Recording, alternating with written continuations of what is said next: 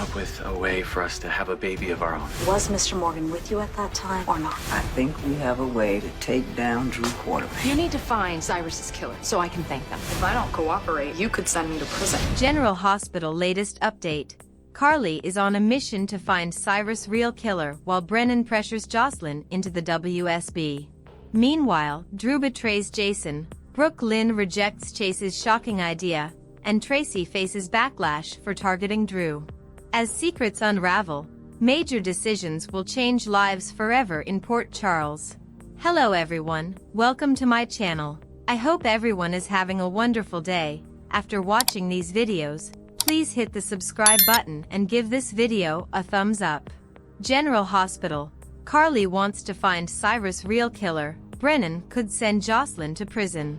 General Hospital spoilers update for reveals that Carly Spencer, Laura Wright, will want to find Cyrus Renault's, Jeff Kober, real killer while Jocelyn Jacks, Eden McCoy, contemplates the fact that Jack Brennan, Chris McKenna, could send her to prison.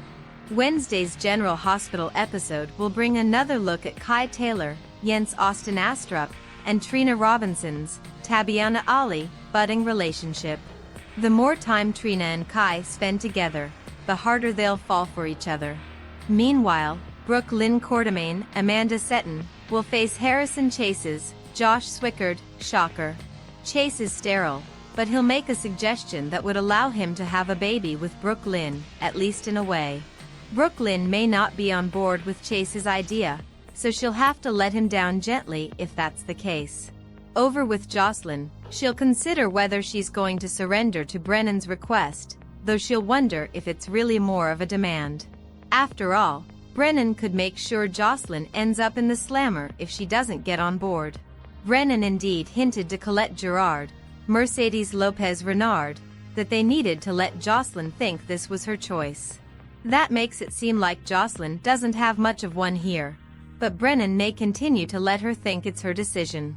Whatever the case, General Hospital spoilers say Jocelyn will decide her fate on Wednesday's show and change her life permanently. It sounds like Jocelyn will put any fears and reservations aside as she officially begins her WSB journey. As for Stella Henry, Vernee Watson, she'll deliver some important updates to Curtis Ashford, Donnell Turner. With the help of a powerful politician, Stella will think she's figured out a path to Drew Quartermain's, Cameron Matheson, ruin. At the police station, ADA Turner, Nanzine contractor, will ask Drew to confirm Jason's alibi. Unfortunately, our predictions hint that Drew won't be very cooperative on Wednesday's episode. Drew might flat out lie that Jason never came to his home. Then again, Drew could claim Jason showed up way before or way after when he said he was there. Regardless, it doesn't look like Drew will be useful in the alibi department.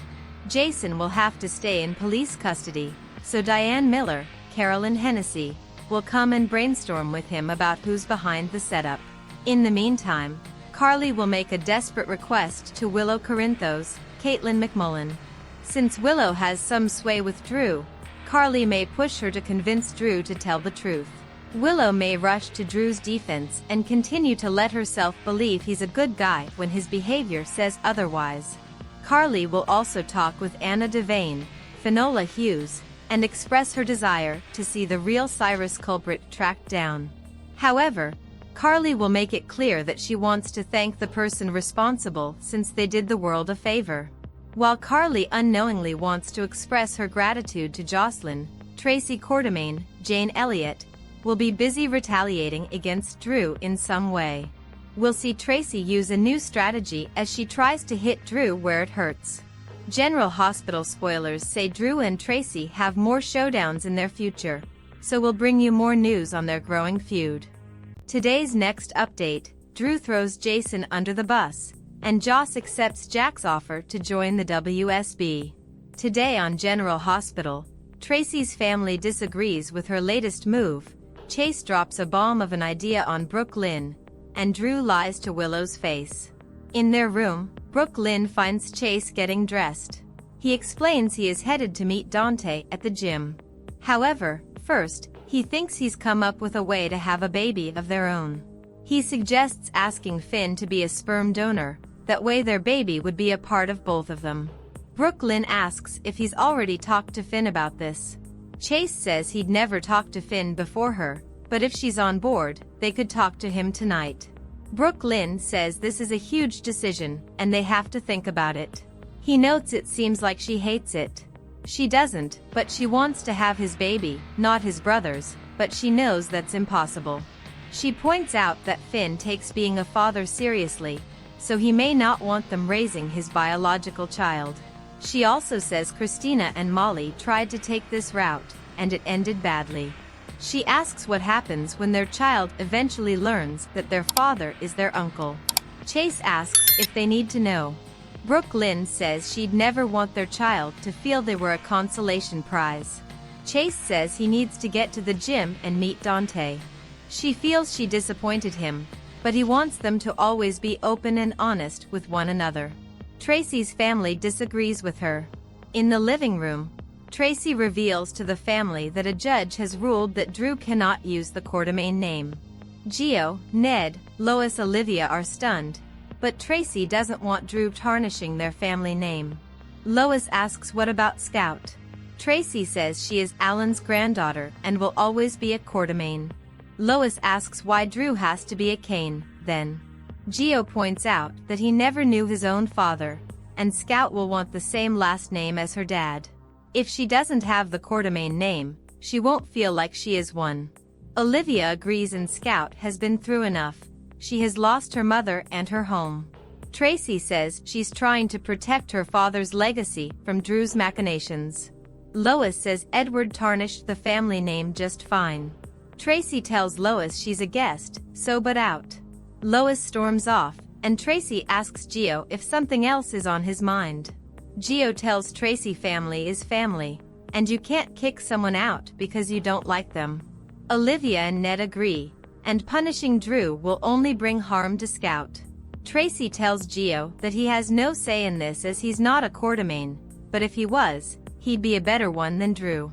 Lois checks on Brooklyn, who tells her mom what Chase suggested about his brother being a sperm donor. Lois didn't see that one coming, and Brooklyn didn't either, and she doesn't know what to do. Kai and Trina make art. At the museum, Trina is back on the stepladder working on her painting, and Kai continues his. She asks if he hadn't met her, does he think he'd still be playing football? Kai tells her that nothing she did distracted him during that final game, and he knows Quinn talked to her. Kai says Quinn is just looking for someone to blame, as the same thing can happen to Quinn. Injuries are inevitable, and his luck ran out.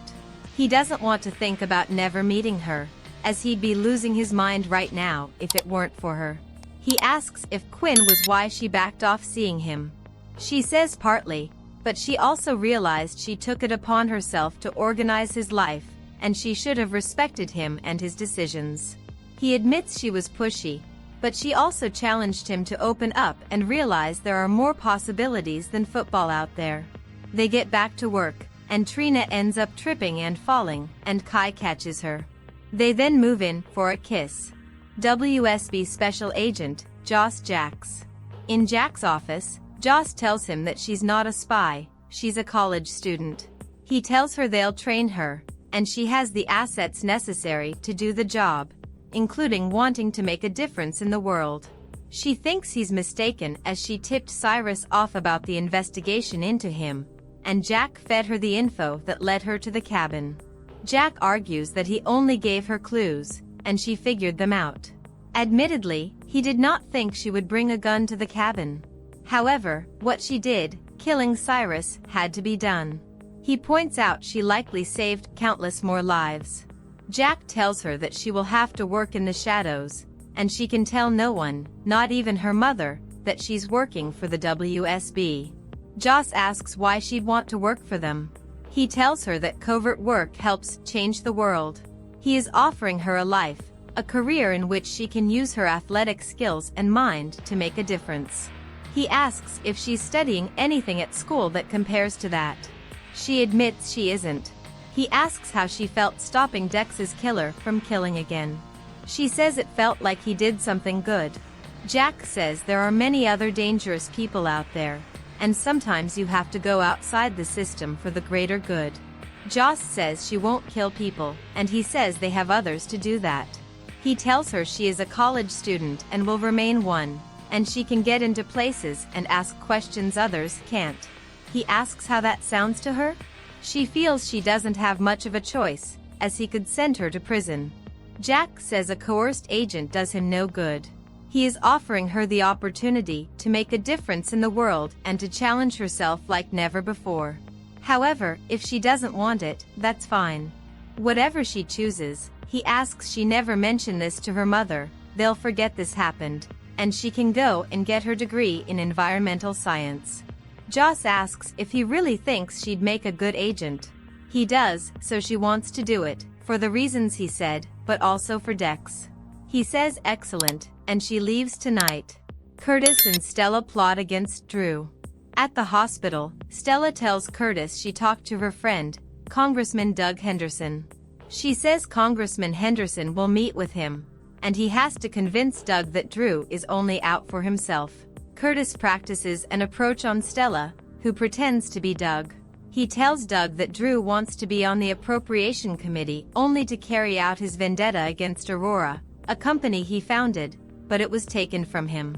His need for revenge will hurt the people of Port Charles, as he's trying to derail the McConkey Esplanade, who was his mentor and predecessor. That Esplanade will bring economic growth to the city, and Aurora is a major employer in Port Charles. Stella thinks it will work. She tells Curtis that she's proud of him, but also worries Drew will retaliate. Curtis says she and his mama always told him to stand up for what's right, and taking down Drew is the right thing to do. Drew refuses to help Jason. At the PCPD, ADA Turner asks Drew if Jason was at his house last night during the hours Cyrus is believed to have been murdered. Drew says, so this is what it has come down to. Jason is using his position as a congressman to cover up his crime. Drew throws Jason under the bus and says he was home alone, and Jason is lying. He even offers to sign an official statement, and while he understands Jason's hatred of Cyrus, he can't lie for him. Carly lashes out at Drew over the man he's become. The ADA orders Jason to be taken to booking, and he is. Carly looks at Willow and asks, "Are you okay with all of this? What the hell has happened to you?" Willow states that if Drew says he wasn't with Jason, then he is telling the truth. Carly calls Drew a man hell-bent on sending his brother to jail and tells Willow that Drew is not the man she thinks he is. She tells Willow to wake up as she's having an affair with a man that doesn't exist. Willow asks Drew if they can leave, and he says they can, and that he'll give his statement to the ADA tomorrow. Meanwhile, Anna tells Turner she's getting way ahead of herself, and Jason's DNA isn't enough to convict him. Turner says Detective Bennett will take over the case and find all the evidence they need. Diane arrives, and has words with ADA Turner. Diane argues anything Jason said prior to her arrival will be tossed out, including naming an alibi. Carly begs Anna to do something. Anna tells Carly that Turner tossed her off this case because she and Jason are friends. Carly says she needs to get Jason out of that cell and back with his son. Anna feels that's up to Diane. Anna tells Carly there is something she needs to know. Cyrus tried to make Michael one of his victims and almost did. Carly wants to know who killed Cyrus so she can thank them. Diane meets with Jason in the interrogation room. She says an alibi is a new tactic for him, and feels his priorities have shifted, and it's because of his son. He maintains he was never at that cabin and doesn't even know where it is. She wonders who wants to frame him? He doesn't know, but he'd never make such a mistake as to leave his DNA behind. However, whoever planted it used the fact that he threatened Cyrus publicly to make him look guilty. Carly asks the ADA to speak to Jason, but she says she can't yet. Turner asks Carly why Jason would name an alibi that wouldn't work out. Carly says Drew is lying, and he's just like all the other congressmen in D.C. Carly points out there is no body to charge Jason with murder, but Turner says many heard Jason promise to make Cyrus disappear. Plus, he had a motive. Cyrus killed Sam. Anna checks in on Jason and tells him that she's been taken off his case, but she is determined to find Cyrus' body.